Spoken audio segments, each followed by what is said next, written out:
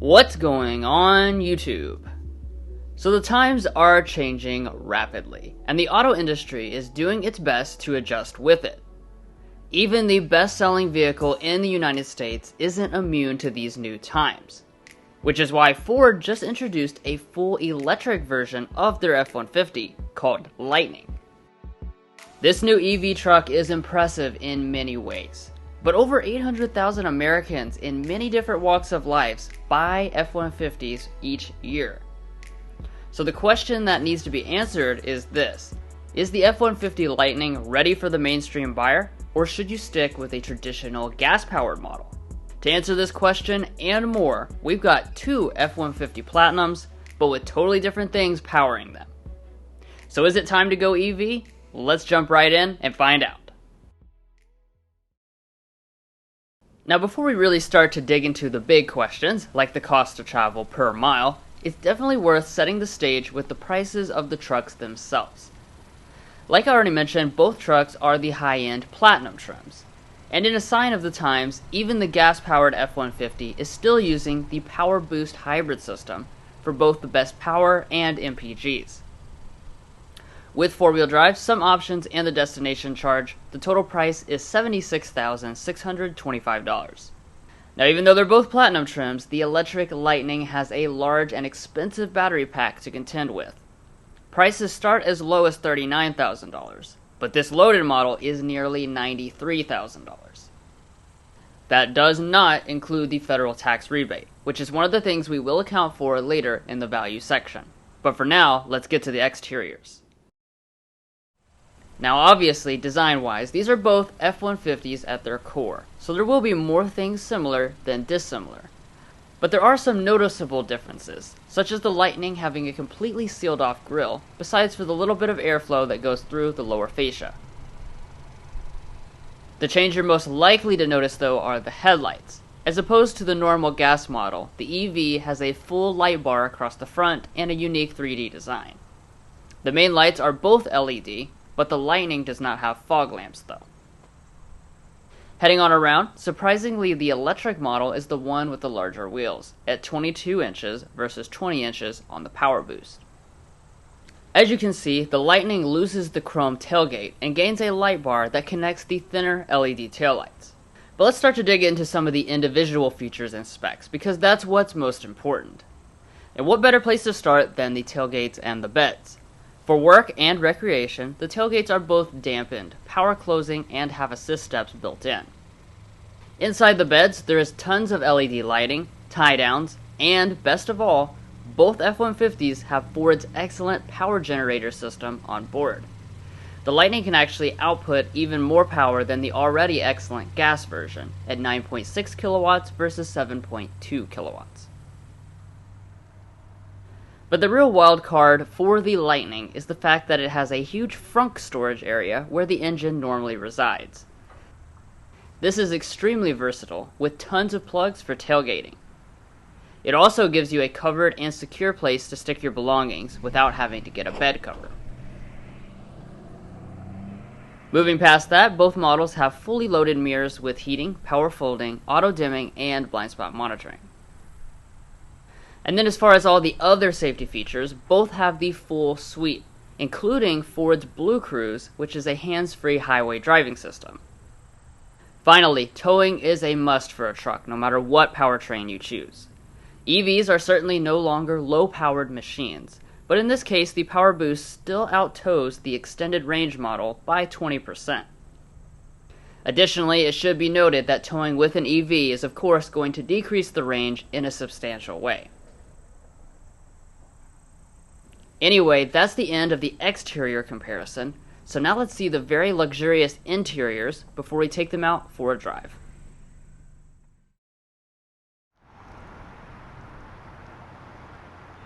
So as we head up to the interiors, you will see more differences between them than you would expect.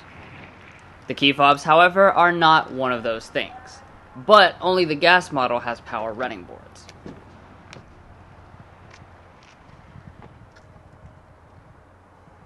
So starting out with the seats themselves, they are both real leather, heated and ventilated, 10-way power adjusting with memory and massaging abilities.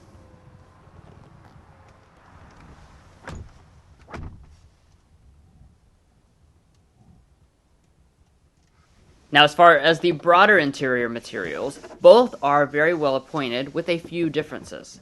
For one thing, the Lightning's upper dash is entirely hard touch, while the standard model has leatherette. But then that's reversed when you get to the middle dash. Both of them have solid build quality and open pore wood accents.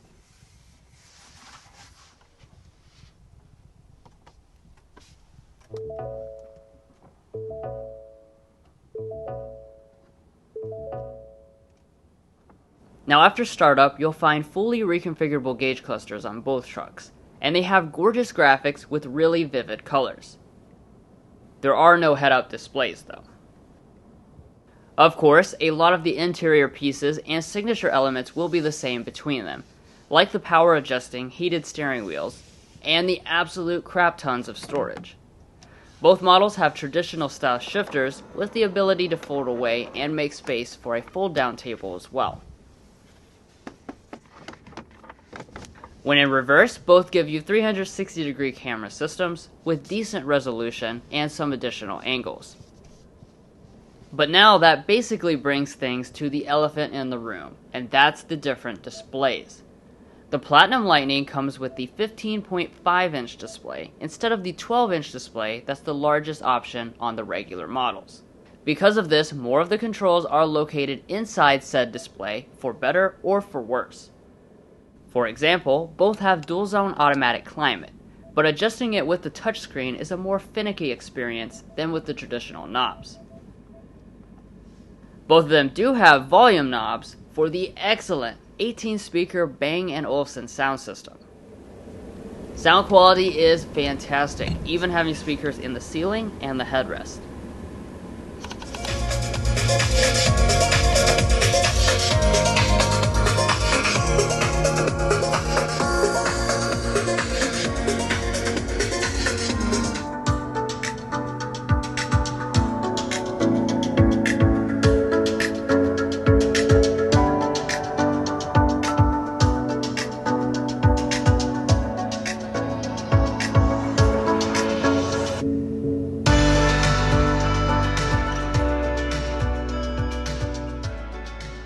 Now, as far as the main infotainment systems themselves, they may look different, but they are both running the latest Ford Sync 4 software. That means they have wireless Android Auto and Apple CarPlay, as well as built-in navigation. Finally, they both have panoramic sunroofs.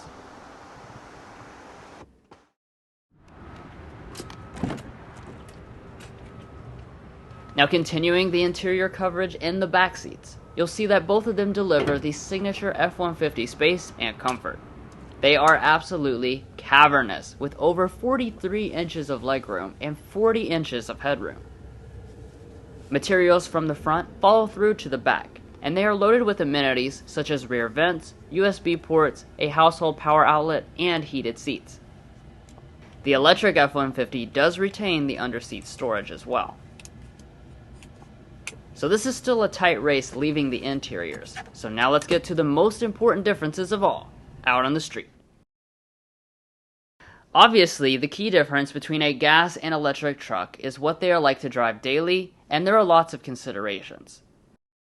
The PowerBoost F-150 is using a hybrid system composed of a 3.5-liter twin-turbo V6 paired with a single electric motor and a small battery pack.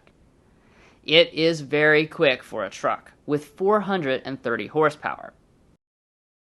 That is until you get behind the wheel of the Lightning, which is very quick, period.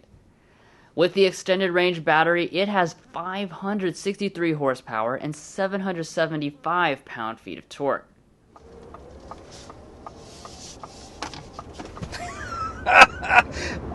Whoa.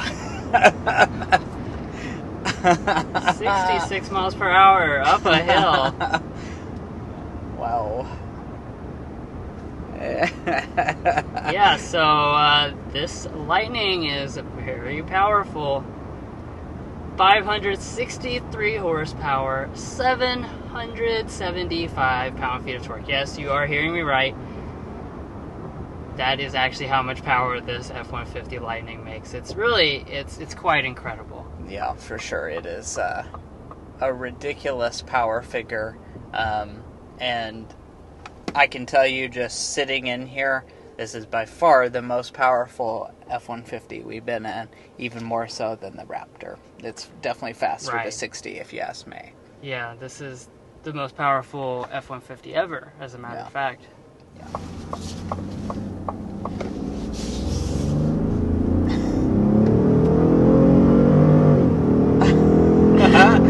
Wow. Whew. Dang, this thing is so fast. So, as we mentioned before, we have the hybrid powertrain. But it's safe to say this is not your Prius or whatever you might have in mind. Ford calls this PowerBoost hybrid, and there's really obviously a reason why they call it PowerBoost, because this thing absolutely flies when you put your foot down. Wow. As you can see, both accelerate quite swiftly, but the instantaneous torque combined with the lack of a transmission gives you such smooth and effortless acceleration. But perhaps more important than the power is ride quality. Both of them ride quite nicely on adaptive dampers, but air suspension is not available. But I do want to talk about, just your ride quality. I know we've talked a little bit about the power and all of that. That's, what's going to make the headlines is how much power it has and stuff. But let's talk about the ride quality, how everyday livable this F-150 Lightning is. And I'm happy to see that really nothing has changed over a regular gas-powered F-150 Platinum, if you ask me. I think it's about the same ride quality. I don't see any type of suspension differences, which is certainly a good thing. It rides extremely well. The seats are comfortable.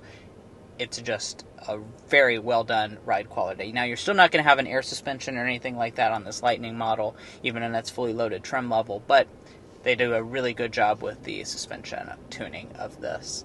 Sound insulation is another important factor for two luxury trucks. They both thrive with our sound level rating test and get numbers in the low 50s at 55 miles per hour. Of course, the Lightning doesn't have an engine to hear running, but neither does the PowerBoost under light loads.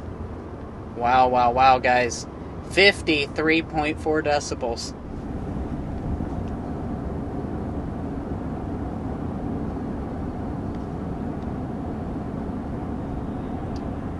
We're sitting at 52.4 decibels. That is really, really strong figure. That's one of probably I think that might be the lowest truck that we've ever tested, and I do feel that this is one of the quietest trucks that you can get. I think it's right on par with that of the Ram, if not a little bit quieter. And I won't keep you in suspense any longer. Let's talk range. The Lightning F-150's large 131 kilowatt-hour battery pack can propel this large truck 300 miles on a single charge. That's more than enough for people's daily use, but of course will be less than the roughly 700 miles of fuel range that the PowerBoost can achieve. Obviously, that's not the whole picture though, as the Lightning is far more efficient when you see the MPG and MPG-E figures compared. There are really a lot of considerations when buying an EV for your everyday life. Of course, on long road trips, gas stations are a lot more abundant and are speedier options than EV charging stations. Even though the Lightning can charge 15 to 80% in 41 minutes on DC fast charging, we have not reached parity with gasoline yet. But we cannot ignore the fact that none of that may matter to you. Most people stick around their homes on short commutes the vast majority of the time, meaning the Lightning would be charged at home. If you look from that perspective, it may be more convenient skipping the gas station, so that's something to keep in mind depending on your situation. One thing for certain is the fact that electricity costs a lot less and tends to be more stable in its pricing than gasoline. At the time of this video, the national price of gas is $4.78, and the hybrid F-150 uses 4 gallons to travel 100 miles according to the EPA. The average cost of residential electricity nationally this month is 14.47 cents per kilowatt hour, and the Lightning uses 50.7 kilowatts to travel the same 100 miles. As you can see, this represents a substantial price advantage, of $7.34 versus $19.12. Now, I do want to talk about your range. I don't want to leave you in suspense any longer about how far you can go on a single charge for this F-150 Lightning. So, if you go for a standard capacity battery, so the 98 kilowatt hour version, you're going to be looking at a maximum range of 230 miles. The extended range, like what we have today, is going to be rated at 300 miles. Now before we end this video, we have to circle back to the substantial price difference between these two. Even though they are both platinum trims, the Lightning rings in $16,044 richer.